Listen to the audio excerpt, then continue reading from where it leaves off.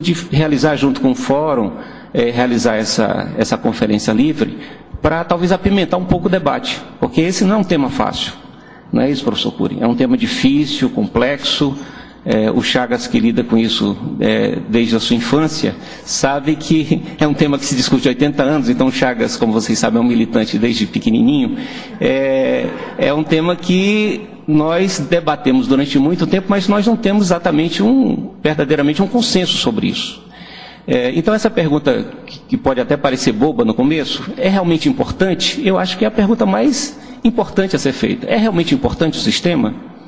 Eu já ouvi, inclusive, algumas pessoas falando que isso não é importante, não é um assunto importante, porque nós já temos sistema. O que é que nós estamos discutindo? Eu começaria dizendo o seguinte: verdadeiramente, nós temos um sistema educacional, mas um sistema educacional que não tem um sistema nacional de educação. Nós temos um sistema, uma organização, digamos assim, da educação nacional, que tem quase 6.000 sistemas, pelo menos aqueles que optaram por isso, pelo menos todos têm direito, todos os municípios têm direito de ter o seu sistema, mais os 27 sistemas estaduais, mais o do Distrito Federal e o sistema federal. Mas nós não temos, verdadeiramente, um sistema nacional de educação. E isso faz toda a diferença. Na nossa opinião, da SASE, que lidamos com isso todos os dias, esse é o nosso objeto de trabalho. Aliás, a SASE foi criada pela CONAI em 2010, foi uma sugestão ao ministro Haddad que fosse criada, para que nós tivéssemos no MEC uma mobilização, uma animação, um cuidado especial na condução dessa construção do sistema. Então, há aproximadamente 2 anos, existe no MEC, no Ministério da Educação, uma secretaria dedicada a cuidar das bases desse sistema. Então, é um tema importante. Mas é importante por quê? É sempre bom voltar a esse importante por quê. Na nossa opinião, na SASE, na Secretaria de Articulação com os Sistemas de Ensino, tem pelo menos 2 aspectos que nós julgamos extremamente relevantes e que fazem com que nós, toda a CONAI 2014, todos os grupos que debatem os outros eixos, precisam estar completamente envolvidos com a construção desse sistema, porque é o Sistema Nacional de Educação capaz de fazer uma coordenação nacional. O que nós temos no Brasil é que, com todos os avanços que nós tivemos nos últimos anos, nós muitas vezes não atingimos os resultados desejados por todos nós não conseguimos alcançar uma educação à altura do patamar que o Brasil se colocou mundialmente, o nosso país, do ponto de vista do desenvolvimento, mundialmente se coloca em posição de destaque, mas com uma defasagem entre esse desenvolvimento e a educação pública que nós necessitamos, o que pode causar um colapso do Brasil nesse processo de crescimento, porque não há uma coordenação nacional. E aí nós temos uma dispersão muito grande, então todo o nosso esforço com aumento dos recursos para a educação, com metas ousadas no PNE, eles podem encontrar grandes dificuldades de realização, de concretização, pela ausência de um sistema nacional de educação. Porque faz com que cada município, cada estado possa seguir um caminho, um norte, um rumo, de uma maneira diferente. E sem que nós possamos ter alguns parâmetros que eu acho extremamente importantes. E aí eu cito pelo menos 4 aspectos que eu acho que um sistema nacional de educação pode fazer com que nós possamos parametrizar, eu não digo ter uma camisa de força, não estabelecer um padrão único para um país como o nosso, que é uma federação, e isso envolve a maior complexidade de um sistema, mas o equilíbrio entre a adequação de propostas, modelos locais com uma identidade nacional é extremamente importante. Então, nós precisamos ter parâmetros muito claros, por exemplo, sobre qualidade. Qual é a qualidade, qual é o acordo que nós chegamos sobre qualidade para um país inteiro? Sem um sistema nacional de educação, o avanço sobre o debate de qualidade, que tem implicação clara no financiamento, ele fica muito difícil, essa pactuação. Outro aspecto que o sistema nos permite avançar é uma parametrização também sobre a gestão desses sistemas. Como cuidar, como funcionar, como devem ser organizados os sistemas ou as secretarias municipais, estaduais, de que maneira elas devem lidar com o seu funcionamento. Um outro aspecto diz respeito também quais as condições materiais básicas necessárias para o funcionamento desses sistemas das nossas escolas.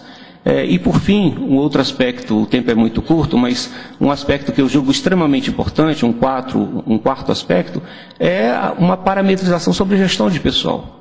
E, especialmente agora que nós estamos lidando com o piso do magistério, o que nós observamos que praticamente cada município, cada estado tem um plano de carreira diferente, mas nós temos um piso nacional. Então, a ausência de um sistema nacional de educação, por exemplo, coloca uma situação como essa. Você tem um piso nacional unificado, mas você não tem parâmetros para um plano de carreira, além daquele que nós já temos no Conselho Nacional. Mas nós temos um parâmetro muito genérico, e nós não conseguimos avançar numa pactuação de parâmetros que permitam tornar o piso nacional do magistério mais viável e que, ao mesmo tempo, garanta, de fato, a valorização do magistério. Então, esses são alguns elementos. Agora, tudo isso dentro do primeiro elemento que eu falei da coordenação. O segundo elemento que eu julgo extremamente importante para um sistema, a necessidade do sistema se dá também pela equidade.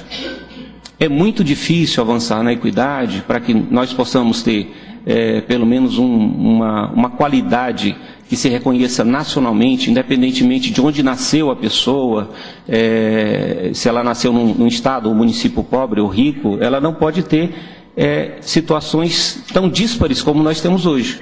Hoje nós temos uma disparidade educacional na oferta, muito em função de um aperfeiçoamento do nosso sistema de equalização. O que nós temos, claro, um grande avanço com o Fundeb, que garante uma certa equalização, mas só um sistema nacional de educação nos permitiria avançar. Então, para o começo do nosso debate, eu acho que esses dois elementos, de um lado a coordenação, de outro lado a equidade, são os dois elementos que, para mim, justificam o nosso empenho e a nossa luta pela criação de um sistema nacional de educação. Obrigada, secretário. Professor Cury.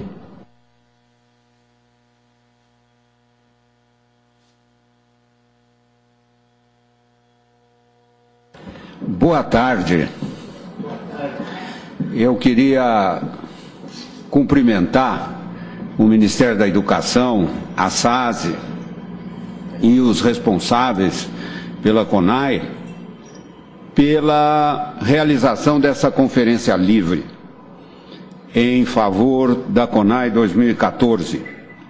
Eu acho que, seja pelas ondas da internet, seja pela presença física aqui, seja por meio de intérpretes para as pessoas com necessidades especiais, trata-se de uma aproximação entre gestão e condução da realidade educacional brasileira. Por isso, essa oportunidade, ela deve ser vista por todos os que participam como uma oportunidade de levar adiante algo que levou muito tempo no Brasil para que entrasse dentro dos nossos códigos jurídicos.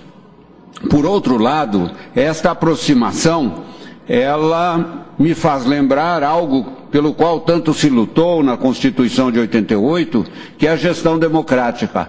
Aproximar gestores e cidadãos, gestores e educadores, faz parte desse princípio da gestão democrática. Ouvir, né, e saber ouvir fazem parte desta dinâmica. Por que então seria importante o Sistema Nacional de Educação?